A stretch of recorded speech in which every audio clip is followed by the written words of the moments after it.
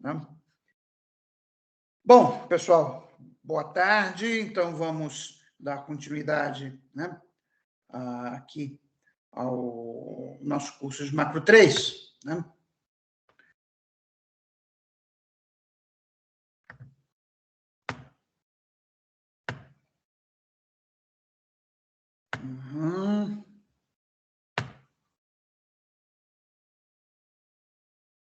Todo mundo vendo meus slides? Sim. Sim. Ok. Bom, então o tópico da aula de hoje é o modelo de Keynes e a generalização de Hicks. Bom, no final da aula passada, nós tínhamos apresentado o capítulo 17 da teoria geral, que era o modelo de taxa própria de juros. No capítulo 18 da teoria geral, o Keynes faz uma apresentação do seu modelo completo.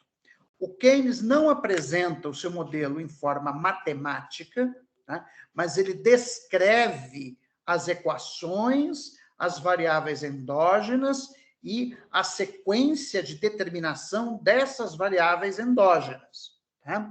Então, nós podemos dizer com toda a segurança que o Keynes, de fato, tem um modelo que ele apresenta no capítulo 18, ainda que não apresente de maneira matemática. Né?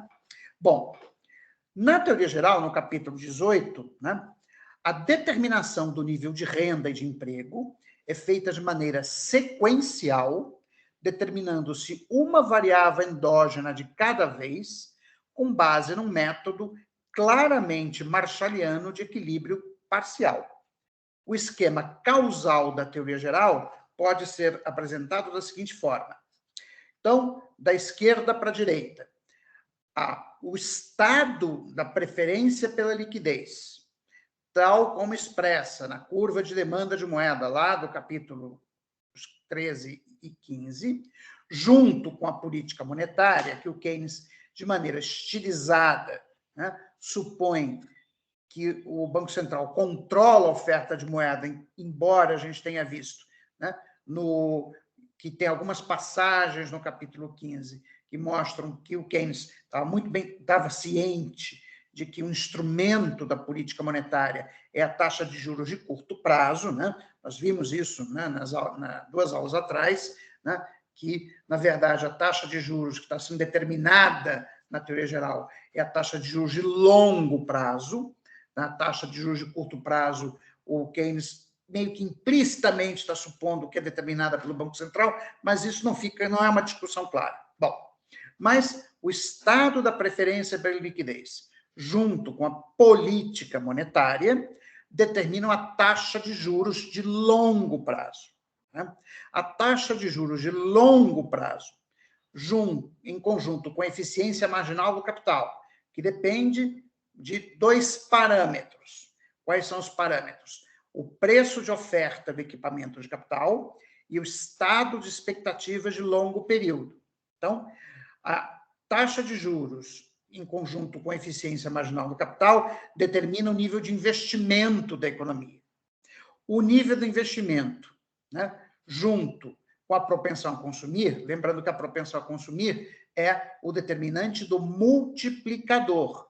Tá? Então, o investimento junto com a propensão a consumir determina o ponto de demanda efetiva, né? Ou seja, o ponto em que a curva de demanda agregada se intercepta com a curva de oferta agregada, lembrando, né, mais uma vez, que ao longo, né, de quase toda a teoria geral, o Keynes está supondo que que as expectativas de curto período são sempre realizadas e que, portanto, os empresários acertam o ponto de demanda efetiva. Então, esse é o modelo causal da teoria geral. Observem que não é um modelo de determinação simultânea, mas é um modelo sequencial de determinação de variáveis endógenas. Nesse modelo, a taxa de juros é um fenômeno estritamente monetário, sendo independente dos planos de investimento e de poupança dos agentes. O nível de emprego é determinado no ponto de demanda efetiva, sendo também independente das condições prevalecentes no mercado de trabalho, como nós vimos lá no início do curso, né? Quer dizer, a função da curva de oferta de trabalho se ela puder ser definida, porque nós vimos que uma das críticas que o Keynes faz à teoria clássica do emprego, né, é de que a teoria clássica do emprego tem mais variáveis endógenas do que equações, né, mas se eu puder determinar a posição da curva de oferta de trabalho, a única função que ela vai desempenhar no sistema é me dizer qual é o tamanho do desemprego. Tá? Em geral, prevalece desemprego involuntário da força de trabalho, haja vista que o número de pessoas dispostas a trabalhar ao salário de mercado é maior do que o número de empregos disponíveis. Bom, então esse era o modelo do Keynes.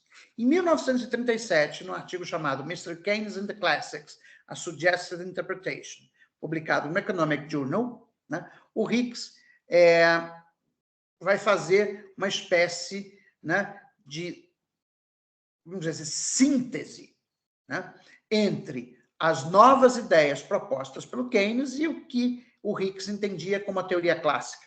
Quer dizer, nesse sentido, o Hicks está até usando um método hegeliano, né? É o método dialético hegeliano, ou seja, você tem a tese, que seria a teoria clássica, a antítese, que seria a teoria keynesiana, e a síntese, que é o que o Hicks se propõe a fazer no artigo de 1937. Né? Bom, mas nesse artigo, essa síntese que o Hicks está propondo fazer entre, né, a teoria pré-keynesiana e a teoria keynesiana, ocorre uma mudança do método de análise. O modelo de Keynes passa a ser interpretado no contexto da análise de equilíbrio geral walrasiano. Aliás, essa é talvez, quer dizer, a porta de entrada, tá, do modelo de equilíbrio geral no mainstream economics dos anos 30 do século passado. Tá? O centro, né, acadêmico mundial de economia era a Inglaterra, né, você tinha a Universidade de Cambridge, né, com Keynes e seus discípulos, e tinha a London School of Economics, onde estava o Friedrich Hayek, o Lionel Robbins, entre outros. Né? Você tinha também uma influência bastante significativa da Escola de Estocolmo, tá? Onde o Bertil Ohlin era o grande expoente, né? A Escola de Estocolmo, que é derivada, né, do pensamento das obras do economista sueco Knut Wicksell. Né? Mas o fato é que o equilíbrio geral walrasiano, né, quer dizer, o modelo de equilíbrio geral que o Walras, né, Marie Prit Leon Walras, desenvolveu em 1870, meio que tinha sido, em parte, abordado pelo Pareto, mas não era algo que fizesse parte do mainstream economics nos anos 30 do século passado. Pois bem, e quem de fato vai trazer o equilíbrio geral, né, para o mainstream economics é John Richard Hicks.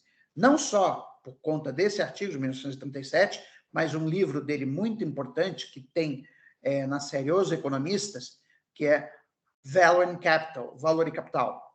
Quer dizer, na verdade, boa parte da teoria do consumidor que vocês estudaram foi o Hicks que desenvolveu. Né? Os efeitos renda, substituição, enfim, tudo isso está lá explicitado no Hicks. O Hicks, o que ele não consegue fazer, né, é demonstrar a existência de equilíbrio geral. Isso só vai ser feito nos anos 50, né, pelo Kenneth Arrow e pelo Gerard Debré, né? Mas assim, quem realmente faz avanços significativos na teoria do equilíbrio geral walrasiano, né, é o Hicks, né, que depois vai se arrepender disso tudo, mas aí é outra história. Bom, então, nesse artigo de 1937, Hicks argumenta que o Keynes havia feito uma generalização indevida ao considerar que o estado da preferência pela liquidez é independente do nível de renda de emprego. Essa hipótese só faria sentido no caso particular da armadilha da liquidez, pois apenas nesse caso é que a taxa de juros torna-se independente da demanda transacional de moeda e, portanto, independente do nível de renda e de emprego, sendo determinada única e exclusivamente pela demanda especulativa de moeda. Assim, teríamos um caso geral, que é o que o Hicks está propondo, e que, por um acaso, chama-se modelo ISLM, e o caso particular de Keynes. Então, observem aqui a dialética hegeliana em claro funcionamento. Né? Tese, antítese, síntese. Tese, teoria clássica, antítese, Keynes, síntese, Hicks, no caso, modelo ISLM. Né? Bom, então, como é que o Hicks apresenta o caso geral e o caso particular? O caso geral está à nossa esquerda, teria duas equações.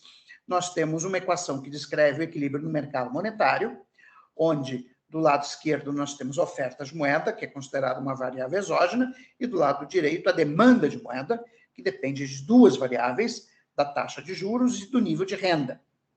E a segunda equação descreve o equilíbrio no mercado de bens, pela igualdade entre investimento e poupança. Aqui o investimento depende do nível de taxa de juros, né? E a poupança depende do nível de renda. Né? Bom, vocês já cansaram de ver essas equações 1 e 2 de maneira mais explicitada nos cursos de macro, mas é basicamente o modelo ISLM. Tá? Quer dizer, a equação 1 descreve a curva LM, ou seja, o locus das combinações entre renda e taxa de juros para os quais o mercado monetário está em equilíbrio, e a equação 2 descreve a curva IS, ou seja, o locus das combinações entre renda e taxa de juros para os quais o mercado de bens está em equilíbrio. Agora, aqui no canto direito da lâmina, nós temos o que o Hicks interpreta que seria o caso keynesiano. Né? No caso keynesiano, a demanda de moeda depende exclusivamente da taxa de juros, né?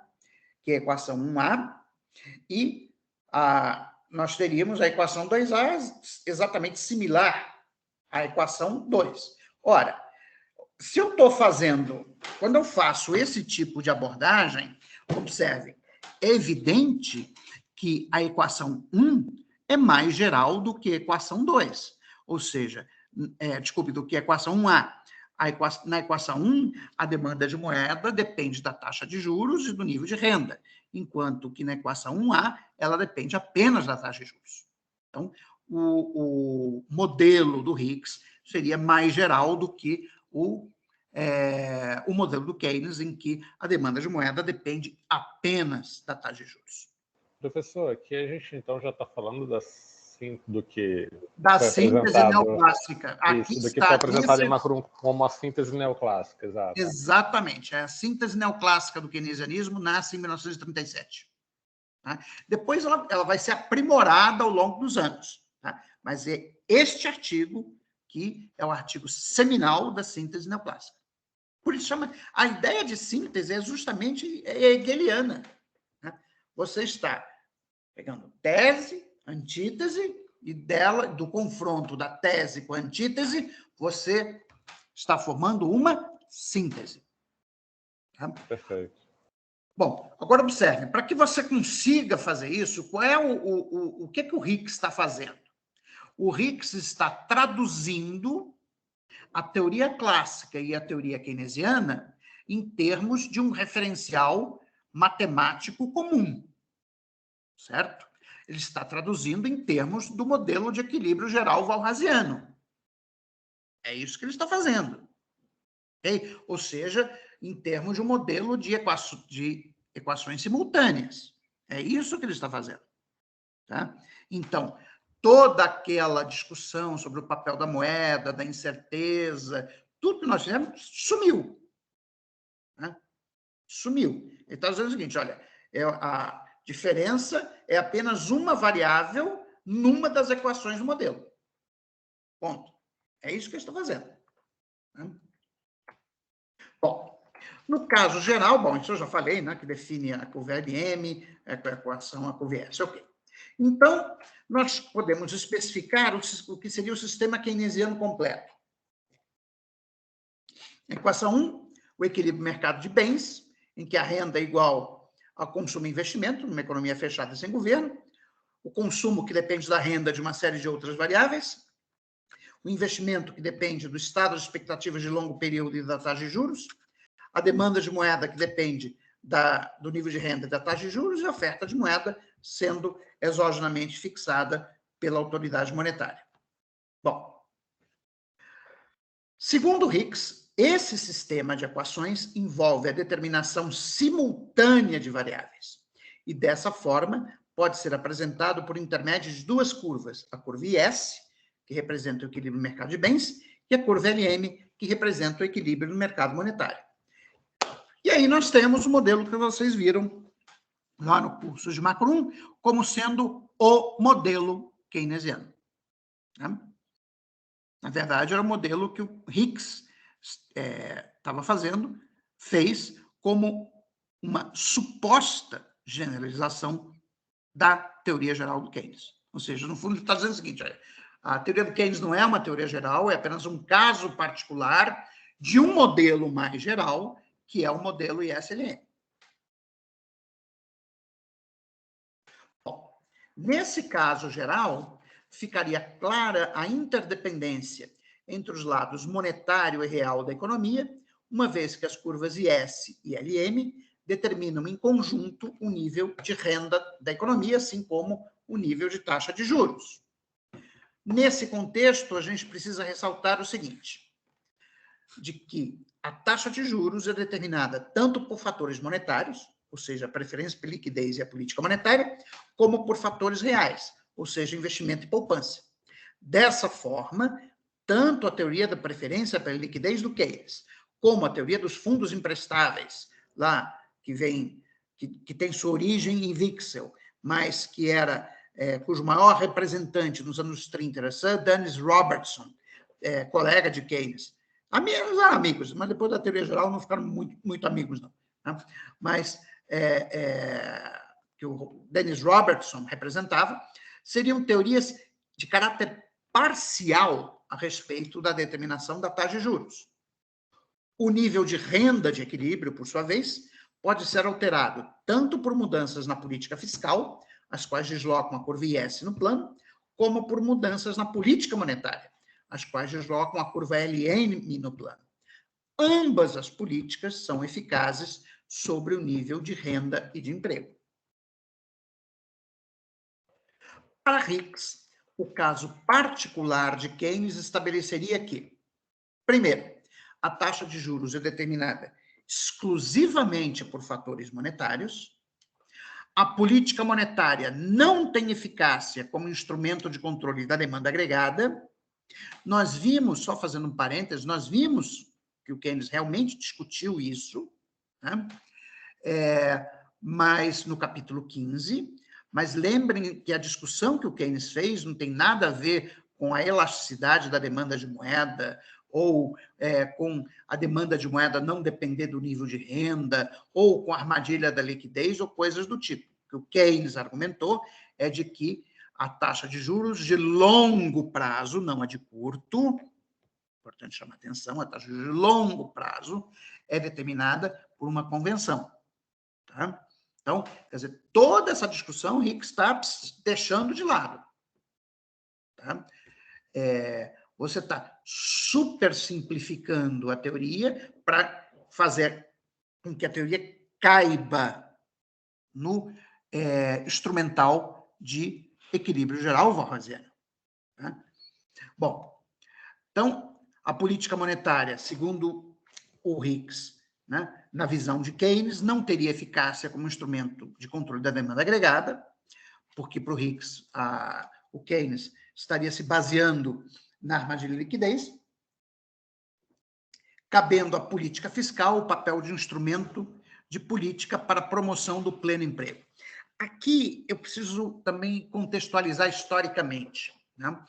Em 1937, né, os Estados Unidos ainda não tinham saído da Grande Depressão. Na verdade, em 1937, o Roosevelt, né, no seu segundo mandato, ele resolve voltar à ortodoxia financeira e ele reequilibra o orçamento. Quando ele faz isso, ele coloca a economia norte-americana novamente em recessão. Tá? Então, Bom, ele rapidamente percebe que ele fez besteira, e aí, em 1938, volta à expansão fiscal.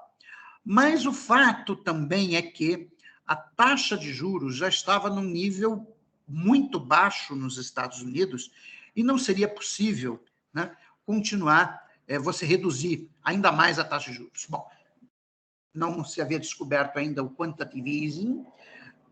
Na verdade, se vocês pegarem o livro A Monetary History of the United States, escrito pelo Milton Friedman e pela Anna Schwartz, é um livro de 1958, se não me falha a memória.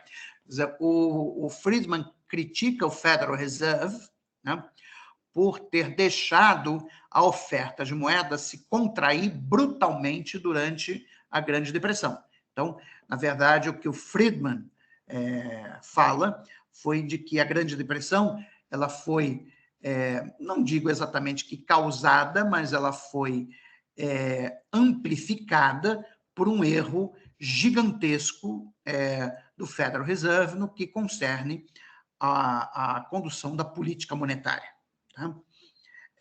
Então, esse argumento, é daí que vem um dos famosos aforismos do Friedman, em que ele diz: money is all that matters, no sentido de que a moeda é tudo o que importa para a explicação das flutuações cíclicas de curto prazo e para a inflação no longo prazo. Tá? Então, o Hicks, para o Hicks, a causa da Grande Depressão não foi uma instabilidade intrínseca do capitalismo, mas foi um erro monumental na condução da política monetária pelo Federal Reserve. Tá? Bom, só fazendo essa contextualização. Bom, mas, de qualquer maneira, o fato é que, nos anos 30, ninguém tinha muita confiança nos Estados Unidos ou na Inglaterra na capacidade da política monetária de debelar a Grande Depressão e, portanto, o instrumento utilizado foi a política fiscal. Tá? O que acabou dando origem a uma interpretação fiscalista do pensamento keynesiano, mas não fiscalista no sentido que nós temos hoje. Fiscalismo hoje é a ideia de que você tem que manter o controle das contas públicas, enfim, aquela lenga-lenga que a gente já conhece. Mas o fiscalismo dos anos 30 e 40 era a ideia de que apenas a política fiscal era um instrumento eficaz na estabilização do nível de renda de emprego. Tá? Bom, então o Hicks está associando, né, esse fiscalismo que já estava latente, né, entre os formuladores de política econômica, né, e os políticos em geral, com uma interpretação de Keynes, né, de que a economia estaria operando, devido à Grande Depressão, numa situação de margem de liquidez, e que, portanto, só a política fiscal seria eficaz. O que o Hicks não discorda da ideia de que, naquele momento histórico específico, o Keynes estava correto, tanto que ele diz que a economia de Keynes é a economia da depressão, tá? Ou seja, de fato, num momento de depressão, tem margem de liquidez e você não tem muito o que fazer com a política monetária, você tem que usar a política fiscal. No entanto, argumenta o Hicks, esse não é o caso geral. Quando a depressão passar e nós voltarmos aos tempos normais, tá? Então, não só a política fiscal, mas também a política monetária poderá ser usada na estabilização do nível de renda de emprego. Bom, enfim, é exatamente o que eu acabei de dizer. Esses resultados só seriam válidos no caso em que a economia está operando com um nível de taxa de juros tão baixo que a demanda por moeda torna-se infinitamente elástica a esse nível de taxa de juros. Isso ocorre porque, a níveis muito baixos de taxa de juros, o rendimento nominal dos títulos é inferior ao prêmio de liquidez da moeda, de forma que a estratégia racional por parte dos wealth holders é alocar toda a sua riqueza em moeda. Né? Então, nós temos aqui o que seria o caso keynesiano, segundo Hicks. Ou seja, a ideia é de que, para níveis muito baixos de renda, a curva LM é horizontal, ou seja, a economia da depressão. Notem que ele não está dizendo que, a níveis muito baixos de taxa de juros, né, a LM se torna horizontal? Na verdade, ele diz que ela se torna horizontal a níveis muito baixos de renda, né? Bom, e aí o que é que acontece? Ou seja, quando a economia está em depressão, né? Então, nesse contexto em que a demanda de moeda torna-se infinitamente elástica, você só pode estimular a economia por intermédio de um deslocamento da curva IS, ou seja, por um aumento dos gastos do governo. Então, nesse modelo, apenas a política fiscal pode ser usada para estimular o nível de atividade econômica, a política monetária é ineficaz, portanto, essa é a gênese do fiscalismo. Além disso, a taxa de juros torna-se independente, nesse caso, das decisões de poupança e investimento, sendo assim um fenômeno estritamente monetário. E como eu já tinha dito, está claro que a equação 1A é um caso particular da equação 1. Logo, o modelo de Keynes é, na verdade, um caso particular de um modelo mais geral, onde a taxa de juros é determinada tanto por variáveis monetárias como por variáveis reais, e onde tanto a política fiscal como a política monetária são instrumentos eficazes na promoção do pleno emprego. Tudo bem até aqui, pessoal? Tudo sim, tudo certo. Pode falar. Eu não sei se a gente vai... Eu imagino que o senhor deve comentar mais tarde, mas eu queria muito saber qual que era a posição de Keynes em relação a isso. Eu sei que ele não viveu muito depois, né, da publicação do artigo do Hicks e tal, mas eu me lembro que aquela discussão que ele fez com o Olin, ele também cita o John Hicks nesse processo, ele faz uma discordância clara de uma interpretação que o Hicks fez acerca da taxa de juros na teoria geral. E aí eu fico pensando assim, o que ele falava, né? Bom, eu tenho um artigo, deixa eu entrar aqui no site da REP.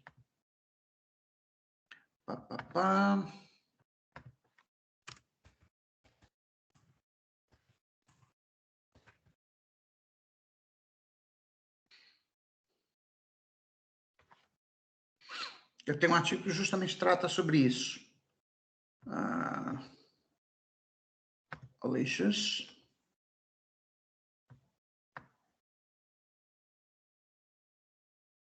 Peraí. Alicious.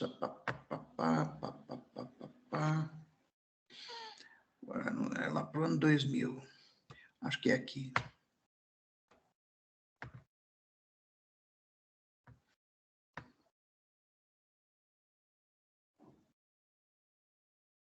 Achei.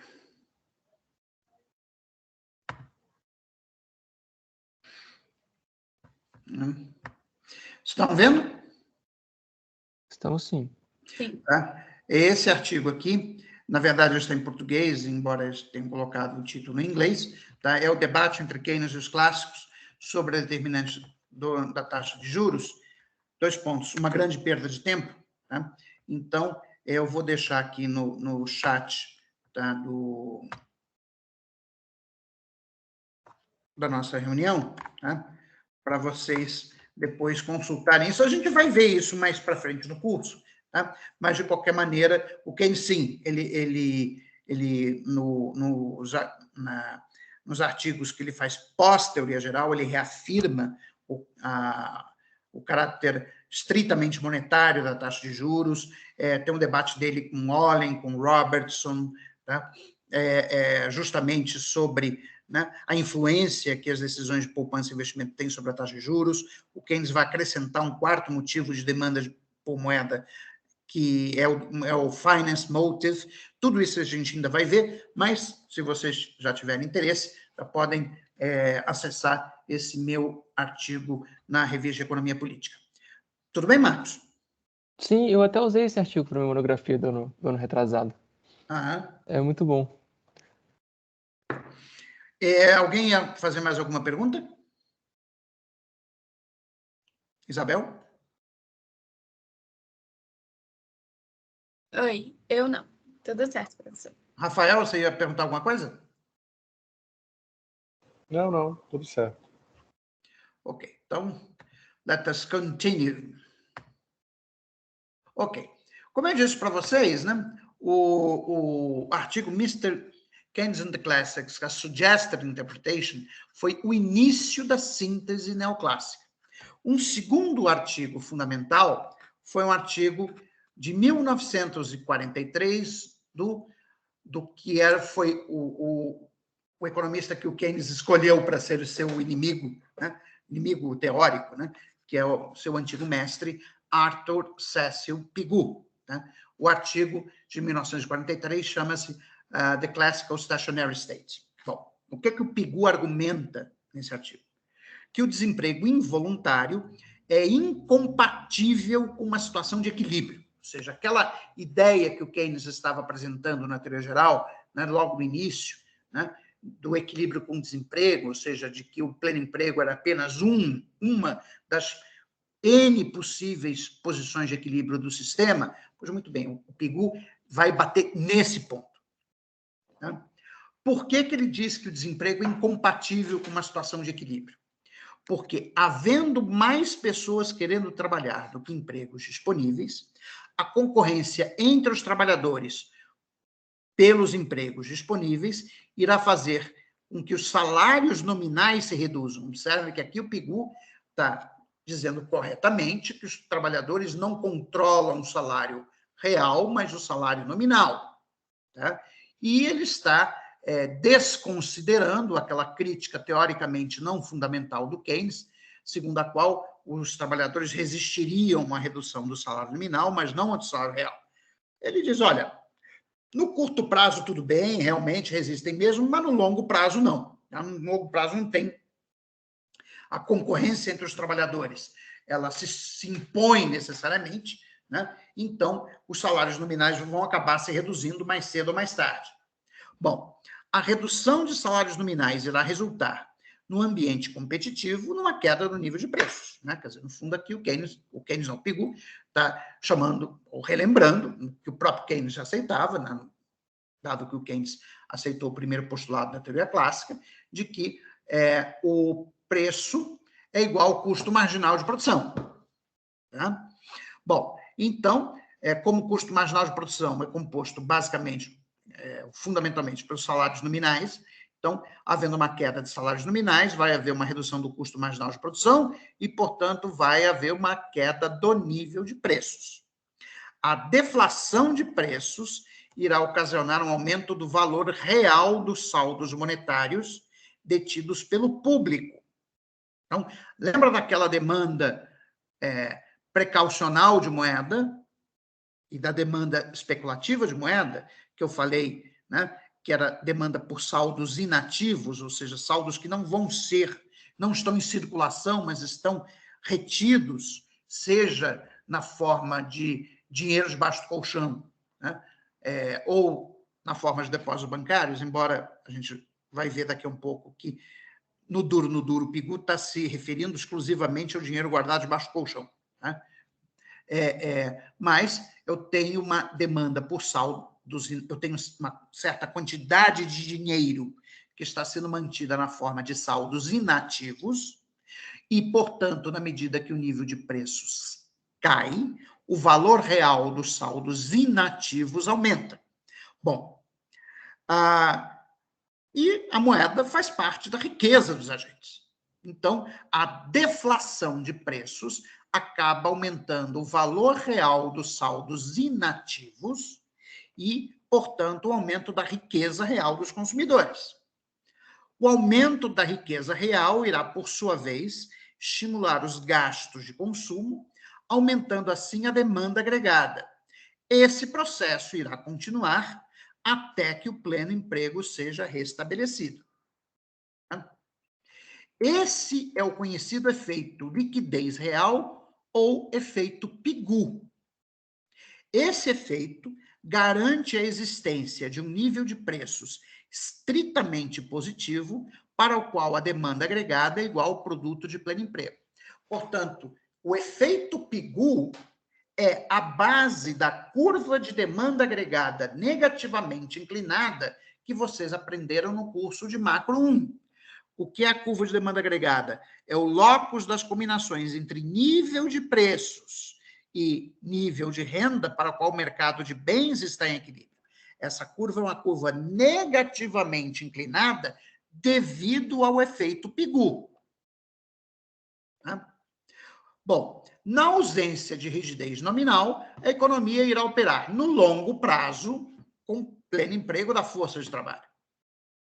Né?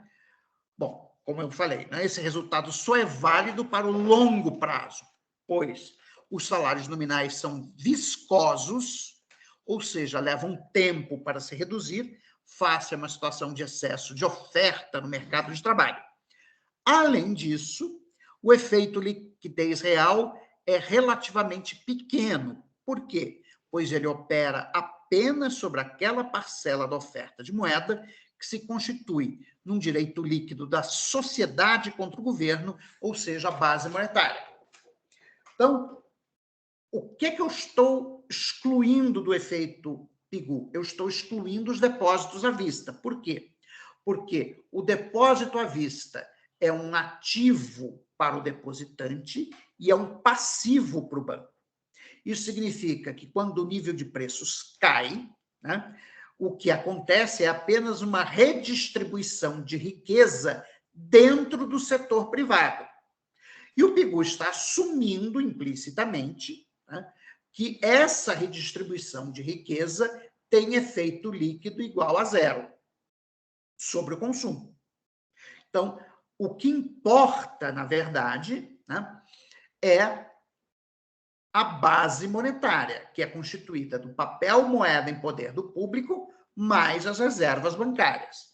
Então, quando o nível de preços cai, o valor real da base monetária aumenta, isso leva a um aumento da riqueza do setor privado, que, por sua vez, leva a um aumento do consumo.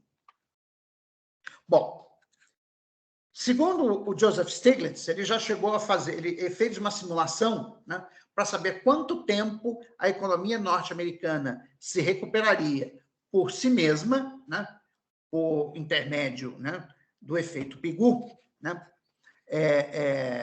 quanto tempo ela levaria para se recuperar da Grande Depressão de 1929. Bom, muito bem, segundo o cálculo do Stiglitz, levaria cerca de 300 anos. Bom, então, tá aí o... Assim, esse talvez... Eu acho que esse artigo do Pigou foi o elemento... o segundo e talvez mais importante elemento na constituição da síntese neoclássica do keynesianismo. Por quê? Porque quando você mostra que a curva de demanda agregada tem uma inclinação positiva, no fundo, você está mostrando a existência de um nível de preços que garante o pleno emprego da força de trabalho. Então, no longo prazo, a economia vai operar em pleno emprego.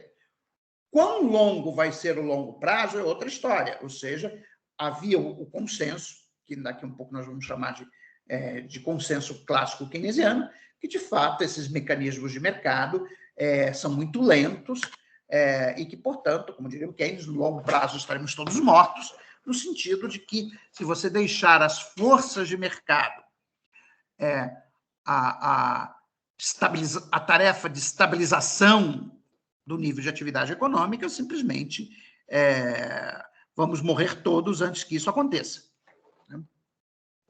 Professor, sim, mas assim, é perfeitamente factível ou possível na perspectiva keynesiana que você tenha você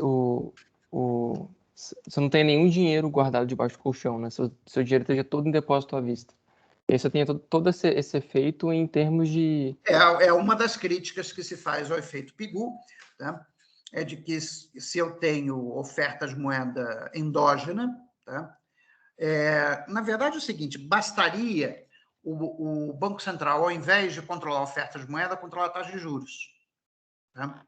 Se ele controla a taxa de juros, tá? A deflação ela não gera automaticamente pleno emprego. Por quê? Suponha que o Banco Central fixa a taxa nominal de juros em 2%. Né? E aí ocorre um choque, né, sobre a demanda de investimento, o investimento cai e a economia fica com desemprego da força de trabalho. os trabalhadores aceitam redução do salário nominal, os preços caem, mas isso vai levar, então, a uma redução da demanda transacional de moeda, né? Portanto, os bancos vão precisar de menos reservas.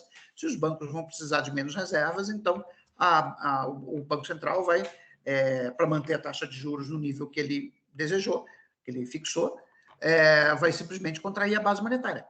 Ou seja, a base monetária também vai cair. Tá? Então, quer dizer, o argumento do efeito Pigou pressupõe que a base monetária é exógena. Quer dizer, a primeira crítica que você pode fazer ao efeito Pigou, né, é de que ele pressupõe necessariamente a exogeneidade da base monetária. A teoria do Keynes não precisa disso. Aí é um ponto que eu já chamei a atenção, né, de vocês ao longo destas aulas. Quer dizer, na teoria geral, o Keynes simplificou a exposição do lado monetário, ou seja, do lado da oferta de moeda, melhor dizer. Tá? Porque ele achava que já tinha dito tudo de importante no Treatise on Money e ele queria focar a atenção do leitor naquilo que ele estava trazendo de inovação, que era a teoria da preferência pela liquidez e o princípio da demanda efetiva. Tá? Mas o argumento do efeito Pigou, tá? Assim como também o argumento do Hicks, no artigo de 37, pressupõe uma visão horizontalista da oferta de moeda. A partir do momento que você mostra que não, olha, o Keynes, de fato, ele assumiu uma oferta de moeda vertical, mas isso não é central para o argumento dele. Eu posso apresentar o argumento dele com uma oferta de moeda totalmente endógena. Ok? Então, você tem razão. Ou seja, a primeira crítica que se faz ao efeito Pigou é que ele depende criticamente da hipótese de que a base monetária é exógena.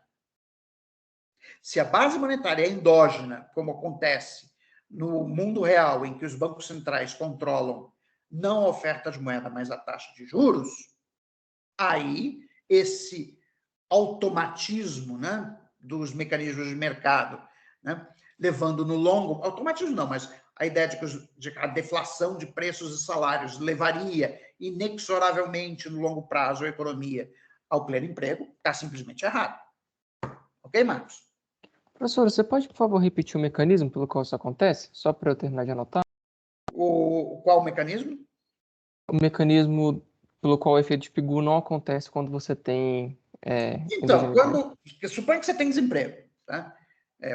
Desemprego voluntário. Então, os trabalhadores, depois de relutarem alguns meses, aceitam redução do salário nominal. As empresas repassam a redução do salário nominal para os preços. Né? O que vai acontecer? Bom, o que vai acontecer é que o valor das transações da economia vai cair. Valor nominal. Né? Portanto, a demanda transacional de moeda vai cair. Bom, isso significa que os bancos vão precisar de menos reservas bancárias. A demanda de reservas bancárias vai cair. Bom, se a demanda de reservas bancárias cai e o Banco Central está fixando a taxa de juros, isso significa que o volume de reservas bancárias vai cair. O volume ofertado de reservas bancárias no mercado interbancário. Bom, mas as reservas bancárias são uma parte da base monetária, então a base monetária cai também. Né?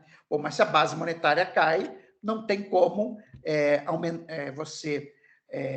o efeito Pigou operar, porque o numerador dele, que é o M', né? Na verdade não é M', é o M0, né? O efeito Pigou, ele opera sobre o M0, né? Que é a base monetária. Então, é M0 sobre P. Então, o argumento do Pigou é que o M0 fica constante e o P cai. Portanto, o valor real do M0 aumenta. Bom, mas numa visão horizontalista, quer dizer, quando o P cai, o M0 também cai. Tá? E, portanto, o resultado líquido de redução simultânea no denominador e no denominador é manter o valor real da base monetária constante. Então, o efeito Pigou não opera. Perfeito. consegui entender sim. Muito obrigado, professor. Nada. Bom, com isso, nós chegamos ao chamado compromisso clássico keynesiano. O que é? O que representa esse compromisso? Né? É o que está faltando lá na Ucrânia. Né? Aliás, eu falei ontem, numa live, anteontem, né? Numa live sobre, foi às 8 da noite, sobre a guerra na Ucrânia, que é a única solução possível, né? Que atende ambas as partes, por um lado, né, a Rússia garantir a independência e integridade territorial da Ucrânia, em segundo lugar, né, a Ucrânia garantir de maneira incondicional que ela não vai entrar na OTAN. Acho que isso atende ambas as partes, a gente pode resolver o conflito. Mas isso é inaceitável, vai deixar a Ucrânia desarmada. Bom, a Finlândia já está desarmada desde 1945, né? Ela não pertence a nenhuma aliança militar, nunca pretendeu fazer isso, e a Finlândia é um país rico, próspero, etc, etc. Enfim, não vejo nenhum problema da Ucrânia se finlandizar, né? Bom, mas isso é só um parênteses sobre a crise atual, né? Bom, compromissos, ou em inglês, compromises, significam que ambas as partes, numa negociação, cedem alguma coisa para chegar a um acordo. Isso chama-se compromisso, certo?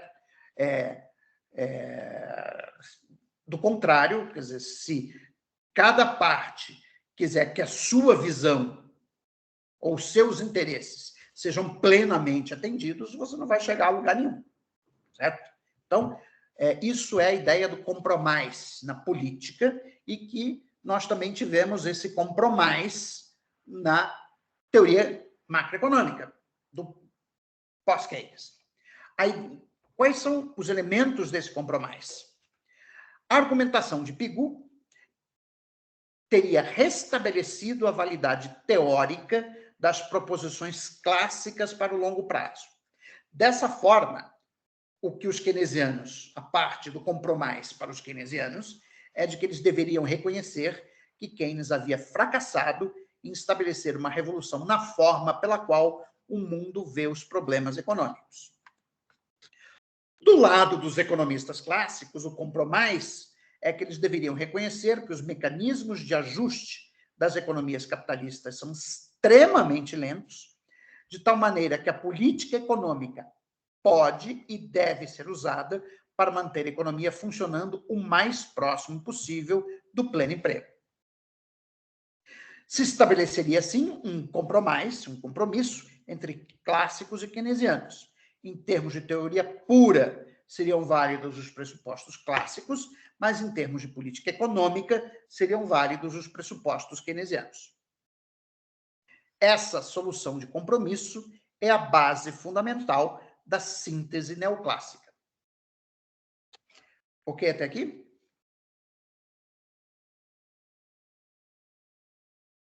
Tudo bem? Perfeito, professor. Bem, esclarecendo bem, né, amarrando bem o que vimos em macro 1. Maravilha. Bom, o último tópico, né,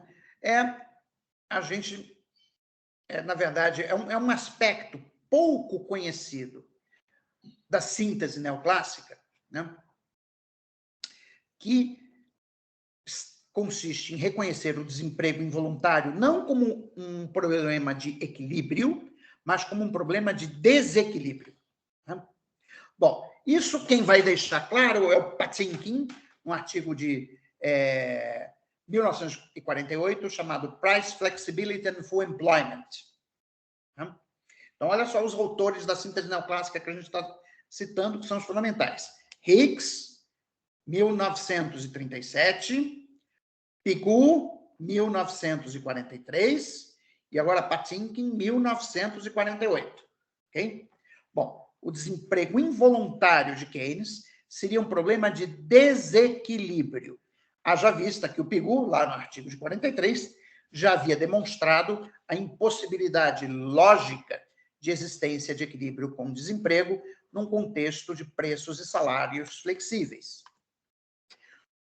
Mas sempre tem um detalhe, né, que não é ensinado para vocês em macroeconomia, né, que provavelmente vocês vão ser um dos poucos estudantes de economia no Brasil que vão escutar o que eu vou falar agora. Essa não é ideia minha, é porque isso é do Patinck, mas esse foi o tema da minha dissertação de mestrado na PUC Rio de Janeiro, orientada pelo Amadeu, né, em 1996. Do ponto de vista dinâmico, contudo, o importante é analisar a estabilidade da posição de equilíbrio, não a sua existência. O Patinck está chamando a atenção é o seguinte, ok, o Pigou mostrou que existe um nível de preços de equilíbrio estritamente positivo para o qual, né, existe pleno emprego da força de trabalho. Portanto, o equilíbrio com o desemprego é uma contradição em termos, no sentido de que, no longo prazo, né, se os preços, você estando, né, no nível de preços de equilíbrio, a economia estará com desemprego involuntário igual a zero. Mas, do ponto de vista dinâmico, diz o Patinck, importante analisar a estabilidade da posição de equilíbrio, não a sua existência.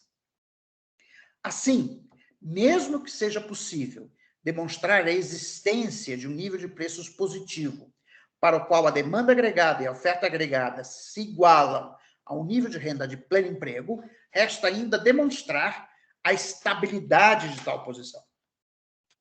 Bom, e aí que entra a argumentação do Patinck. Uma vez iniciada uma deflação de preços e salários, ou seja, aqui nós estamos falando de uma economia que está operando em tempo histórico, em tempo real, tá? Eu não estou comparando posições estáticas de equilíbrio, eu estou analisando os processos que decorrem em tempo calendário, ok? Criam-se expectativas de novas reduções de preços no futuro, os quais terminam por reduzir a demanda agregada e o nível de emprego. Ora, por que uma expectativa de novas reduções de preço no futuro reduz a demanda agregada hoje? Do ponto de vista dos consumidores, se eu sei que amanhã a geladeira vai estar mais barata do que hoje, eu vou adiar meu plano de comprar geladeira hoje. Se eu sei que o automóvel vai estar, ou espero que o automóvel vai estar mais barato amanhã do que hoje, eu adio a minha decisão de compra do automóvel. Do ponto de vista dos empresários, se eu espero que as máquinas que eu quero para ampliar minha fábrica vão estar mais baratas amanhã do que hoje, eu adio a compra das máquinas. Então, na medida que a deflação de preços e salários cria uma expectativa de novas reduções de preços e salários no futuro, isso contrai a demanda de consumo e investimento hoje e, portanto, leva a uma nova redução do nível de emprego. Dessa forma, se a ocorrência de desemprego involuntário da força de trabalho induzir um processo de deflação de preços e salários nominais, a resultante será um ciclo vicioso de deflação de preços, queda da demanda agregada, aumento do desemprego, nova deflação de preços.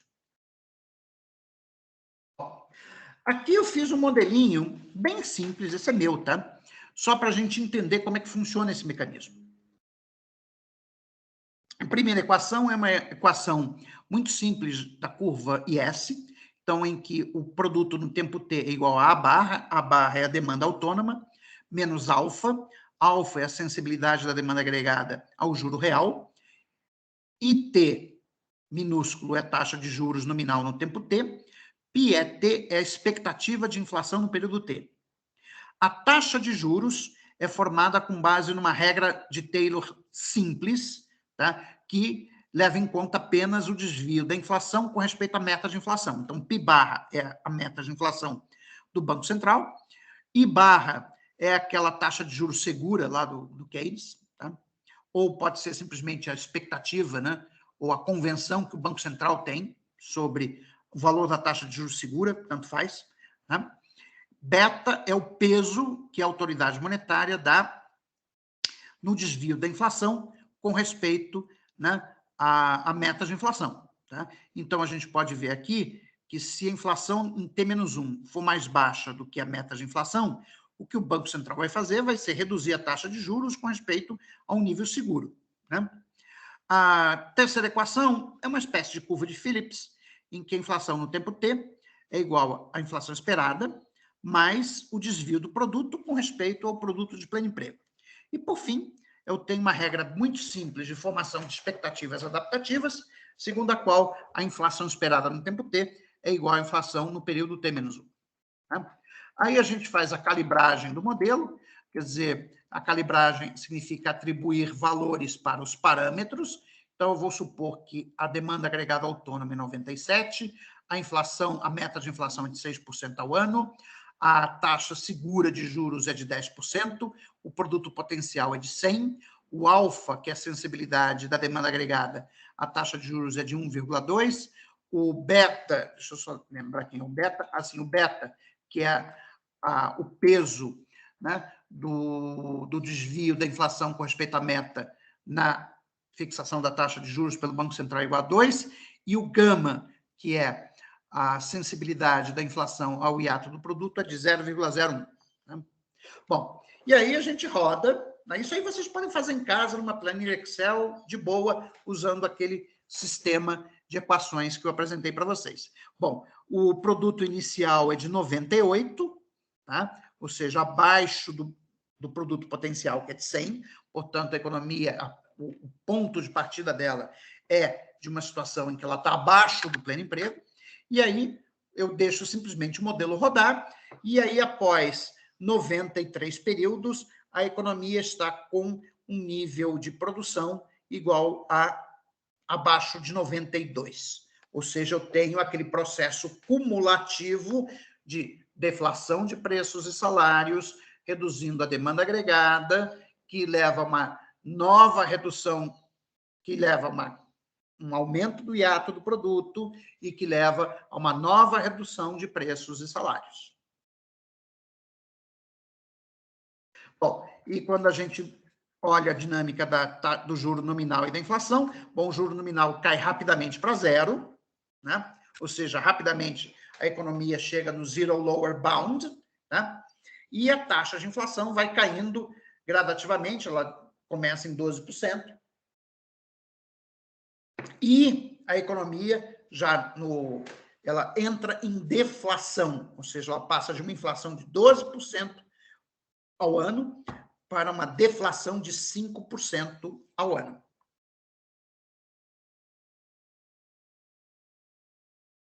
Bom, com isso, a gente está finalizando. A síntese neoclássica, a característica essencial dela, então, é a reconciliação das correntes clássica e keynesiana por intermédio de uma revisão, ou seja, filtragem do modelo de Keynes. Os principais expoentes, o seu Hicks, o Modigliani, no artigo de 44, faltou aqui colocar o Pigou de 43, e o Patinkin, no artigo de 48, e no livro de 56, que se chama Money and Prices.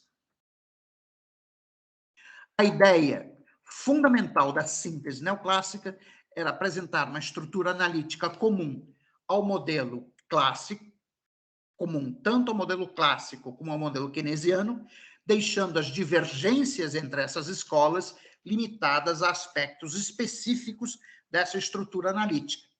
E quais seriam as divergências no modelo clássico e keynesiano? O nível de flexibilidade de preços e salários, ou seja, enquanto que o modelo clássico seria o modelo com preços e salários instantaneamente flexíveis, a economia keynesiana ela se basearia em algum grau de viscosidade de preços e salários, de tal forma que o ajuste da economia em direção ao pleno emprego seria lento. O grau de esvaziamento dos mercados, quer dizer, a teoria clássica assumindo pleno emprego, né, quer dizer, equilíbrio entre oferta e demanda em todos os mercados, em particular no mercado de trabalho, enquanto que a teoria keynesiana assumindo a existência de um excesso de oferta no mercado de trabalho. E a elasticidade da demanda de moeda com respeito à taxa de juros, como nós vimos no Hicks, e depois isso seria ad nauseam, repetido pelo Friedman, quer dizer, O Friedman dizia que a teoria, que na verdade que a demanda de moeda não depende da elasticidade da taxa de juros, enfim. Isso foi objeto de debate macroeconômico. Bom, no que se refere à especificação das funções, os partidários da síntese neoclássica coincidiam em afirmar que a demanda de moeda deveria ser escrita de forma a incorporar a armadilha da liquidez. Dessa forma, a tendência de longo prazo ao pleno emprego da força de trabalho requer necessariamente a validade do efeito Pigou. Ou seja, no fundo, o que a síntese neoclássica faz é reespecificar a função consumo de tal maneira que o consumo seja uma função da renda, da taxa real de juros e do valor real da base monetária, M sobre P. Se os preços e salários nominais forem flexíveis, então o nível de produção irá convergir para o pleno emprego no longo prazo. É o que o Leonhoft, no seu livro, né, que foi icônico, né, que vocês já devem ter ouvido falar, Keynesian Economics and Economics of Keynes. Eu tive o privilégio de conhecer pessoalmente o Leonhoft em 2006, né, no encontro do Journal of Post-Keynesian Economics na Universidade de Kansas City, Missouri. Ele é um sujeito bastante interessante, né? Mas o que o Leonhoft chama de compromisso keynesiano? A ideia de que os economistas de orientação empírica deveriam reconhecer o fracasso de Keynes em estabelecer uma alternativa teórica real à teoria clássica, aceitando o fato de que Keynes nada mais fez do que examinar as consequências da existência de rigidez de preços e salários nominais. E os economistas teóricos deveriam aceitar o fato inegável de que as rigidezes e imperfeições apontadas por Keynes são fenômenos empiricamente relevantes e que justificam a intervenção do Estado no sistema econômico. As expectativas e a incerteza, que eram fundamentais no modelo do Keynes, passam para um segundo plano. A demanda de investimento. Só tomar uma água aqui. Volta a ser considerada como uma função estável da taxa de juros, ou seja, o animal spirit dos empresários deixa de ocupar um lugar central, a preferência pela liquidez é reduzida a uma simples exposição dos motivos pelos quais os agentes demandam moeda, tornando-se assim uma função também estável da taxa de juros.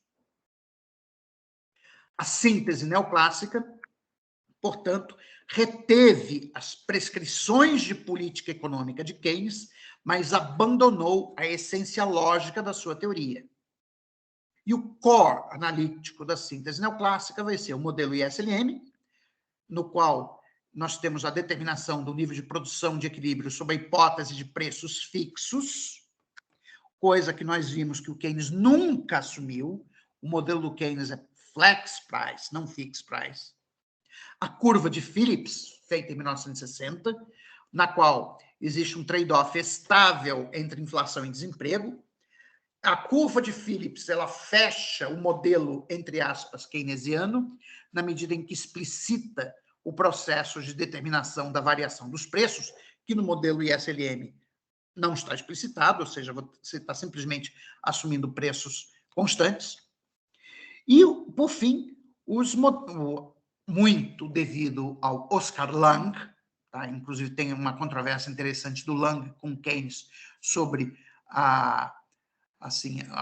o uso da econometria. O Keynes era muito cético com respeito a modelos econométricos, mas a partir do trabalho do Oscar Lange são construídos modelos econométricos de larga escala que têm por objetivo avaliar os impactos de políticas econômicas alternativas por intermédio da estimação dos coeficientes das equações estruturais de um modelo macroeconômico em larga escala, ou seja, são modelos que têm mais ou menos 2.000 equações.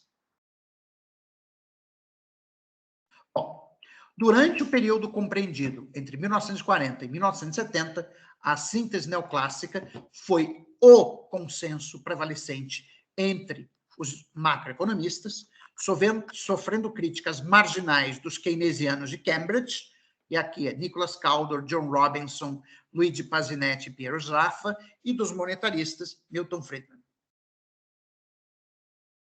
Bom, Mas vamos ficar por aqui hoje. Eu vou aqui parar o compartilhamento, né, para que vocês possam, então, fazer as perguntas que vocês desejarem aí depois dessa avalanche de teoria que eu apresentei hoje. É uma avalanche que pelo menos amarrou bem o que foi apresentado para a gente em Macro 1, né? Eu imagino que sim. Professor, eu pessoalmente fico triste quando eu vejo síntese neoclássica, porque eu sinto que eu fico mais burro. Eu não gosto. Eu Por fico, quê? pô. Eu sinto que eu vou, sei lá, é como se eu estivesse esquecendo a parte pós-keynesiana. Eu falo, não, peraí, eu tenho que relembrar as partes para conseguir contrapor, sabe? Porque também eu vejo que a síntese neoclássica, eles também fazem muitas hipóteses implícitas, né? Sim. Como a gente ouve muito ao longo do curso, fica uma coisa muito, muito difícil, assim, de você conseguir observar mesmo, né? De você conseguir, enfim. E aí, Por isso que é importante ler o Keynes no original. com certeza. E aí, toda vez que eu revejo a síntese neoclássica, eu tenho que fazer um esforço para conseguir filtrar, assim, o que é essa parte implícita e o que de fato é pressuposto, que faz sentido na teoria keynesiana, né? Uhum. E aí, Isabel, você está aí quietinha?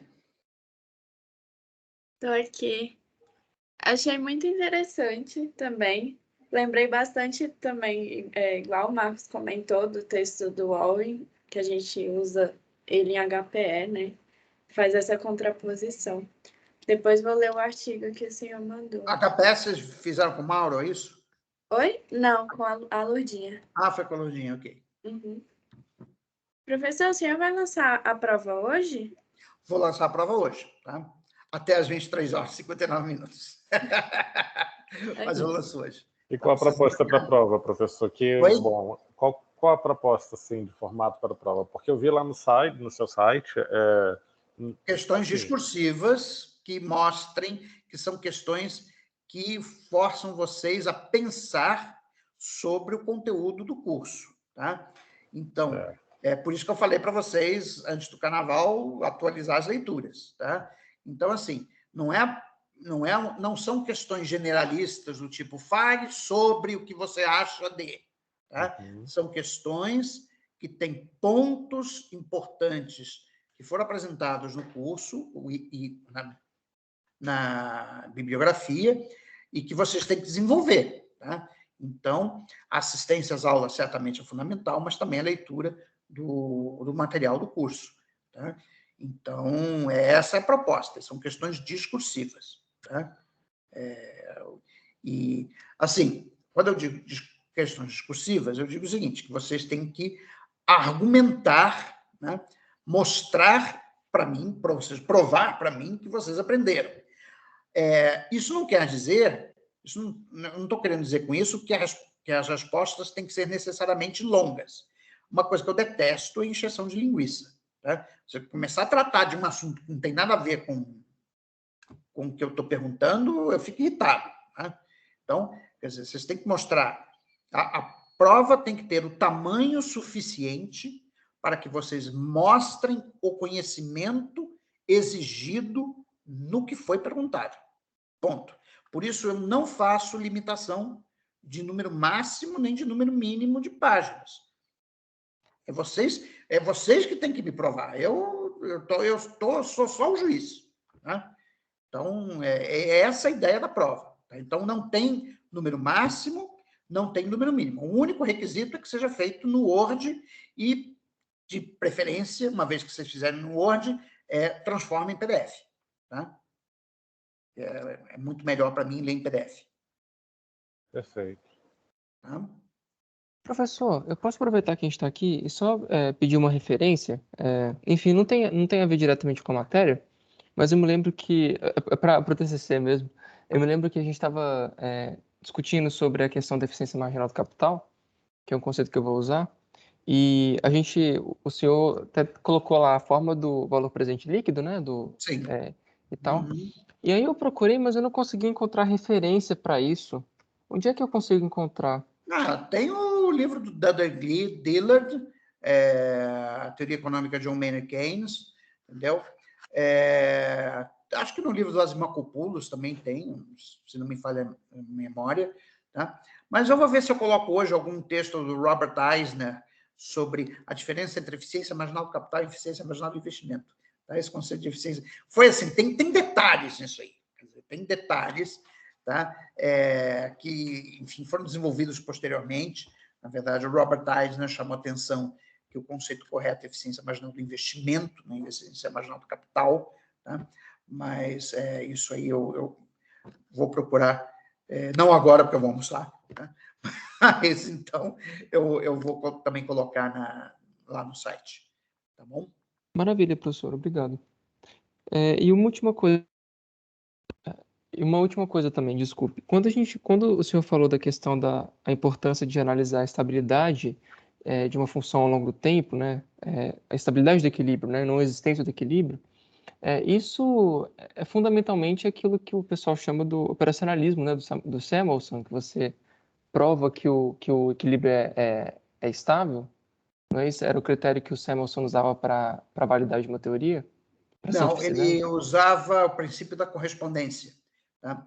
O princípio da correspondência é o seguinte: ele supunha os valores dos parâmetros que eram necessários para garantir o equilíbrio. Tá? Porque, segundo o Samuelson, um equilíbrio instável é inútil. Tá? Então, porque um equilíbrio instável significa que a economia, num intervalo finito de tempo, converge com um estado economicamente inviável. Tá? Bom, tem algumas, assim, eu tenho algumas críticas a essa ideia. Quer dizer, primeiro, que um equilíbrio instável pode mostrar a existência de um problema do mundo real que vai requerer a intervenção para que a economia não exploda. Tá? Então, esse é o primeiro ponto. Tá? Então, por exemplo, um processo hiperinflacionário, ele é essencialmente um equilíbrio instável, ou seja, o nível de preço está convergido para o infinito. Né? E, portanto, o valor da moeda para zero. Tá? Significa que você vai deixar até que isso aconteça? Não. Você vai adotar medidas para sair dessa situação. Tá? Esse é o primeiro ponto. E o segundo ponto é que, muitas vezes, a instabilidade ela pode ser local, tá? Que é o que acontece com ciclos limite. Quer dizer, quando você tem um ciclo limite, né? Então você pega um eixo, né? Um plano, né? Eixo Y, eixo X, você tem um ponto de equilíbrio, tá? De coordenada x0 e y0, tá? E aí pode ser que no entorno desse ponto o equilíbrio seja instável, ou seja, a economia se afaste dele, mas exista uma órbita fechada, isso aqui é um ciclo limite, né? Fora da qual o equilíbrio é estável, ou seja, você converge para ela. Tá? Isso é um ciclo limite. Tá? Então, eu posso ter, lógico, para isso eu preciso de trabalhar com modelos dinâmicos não lineares, que é outra história, tá? Mas, enfim, eu espero um dia poder dar um curso de macrodinâmica mais aprofundado para a gente trabalhar essas coisas a nível da graduação, mas por videoconferência é absolutamente impossível apresentar. Tá? Então, o Ricardo está dando de equilíbrios não lineares e esse curso de estabilidade. Ah, que legal, que legal. Legal. Qual é o curso que ele está dando? O nome é Teoria do Crescimento Econômico, mas é optativa, não é a obrigatória. Ah, tá bom, ótimo. Bom, é isso, pessoal. Bom, mais alguma questão? Então, vamos parar a gravação. Antes disso, vocês me autorizam a usar a aula de hoje no YouTube do meu grupo de pesquisa? Porque eu achei que a aula foi tão legal, que é um tema tão interessante. Todo mundo autoriza? Sem problema. Ok, Rafael? Ok, sem problemas. Tá bom. Então, deixa eu parar aqui a gravação.